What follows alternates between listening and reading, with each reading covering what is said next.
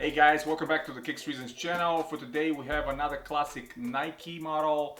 This one came along with the previous Triax 96 you guys saw, but this is the Air Max 2 Lite right here, and unfortunately this new age Nike box, which is kind of like their lifestyle box. I would have loved to have the old school Air Max 2 boxes. Those were great with the logo in the middle. But Nike, I guess, decided to go with this one this time around. Let me pull out these ones and talk to you. I have a short story about them as well. When they came out, actually, back in the day, 94 to about 95, the Air Max 2 was the newest and the greatest technology from Nike. And all the kids wanted to have these, well, not just these, but the first Air Max 2 that came out. Obviously they wanted to have the Charles Barkley Air Max 2, the up-tempo Air Max 2. The Air Max 2 was the thing to have at the time. What was different than the normal Air Max? Obviously, most of you probably know, the Air Max unit in the back was just not the regular kind of a pylon supported Air Max unit, but you had two chambers which represented these side ones and the one in the back, and that had different pressure inside. One of the chambers had 25 psi and the other one had 5 psi. Unfortunately today, when Nike is retroing these kind of shoes, they no longer even write the PSIs. They don't even have the same technology. It kind of mimics the same unit, but at the same time it doesn't have it, so it's just a regular pressure all around. Of course the gas they're using today in these units is completely different. Long story short, when these came out, actually one of my best friend's sister knew that I'm big on sneakers, so she instead of having her brother go with her, she actually asked me to go with her to the store so she can pick up a model, and she really liked this one, and actually this particular colorway she liked a lot, so she tried it on. We were super excited. She got this one and she wore it probably a year and a half after that when we were in high school. And I always loved this model. Unfortunately, I didn't have the money to buy it back in the day, but luckily Nike decided to release it again, so here we are. Grab these directly from Nike.com. They're currently on sale, so about $80 shipped. Like I mentioned with the previous one, they were on the same price, and I had to grab it. The other original colorway I really like is the red and white one, so most likely in the future when they go on a little bit of a deeper sale, my plan is to grab those as well. Really like the graphic inside the air unit, if you guys can see that. They kind of did that right, but the obvious negative here alongside with all the other retros from that era is the size of the air unit.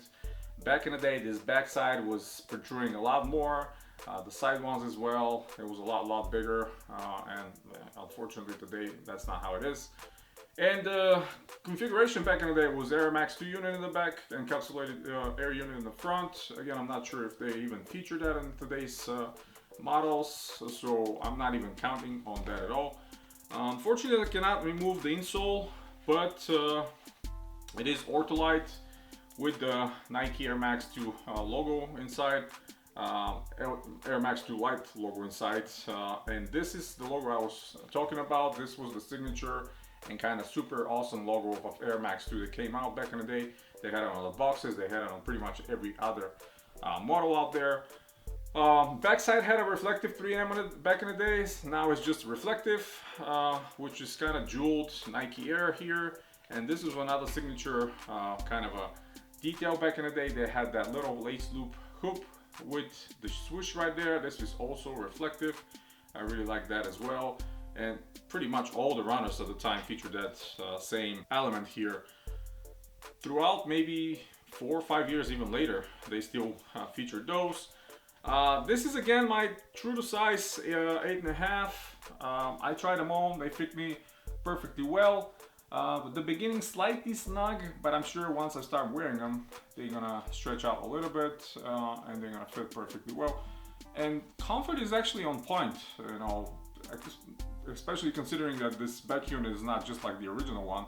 It's a little bit harder, but still, you know, the inclusion of Phylon midsole and that unit, it's pretty comfortable. And overall, I think they did a pretty good job with this one.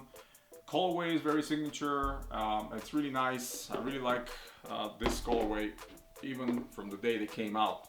So yeah, you're gonna see it on feet section, where I wear these around, and how much compression you can expect on the actual unit when you step in.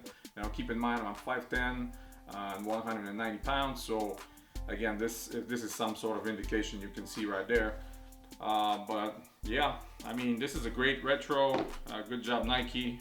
I wish you can fix that air units and make them as bigger as they were back in the day, especially considering, you know, you have models like the 270 and the other Air Max units that are huge, but you can't recreate something that was available back in the day.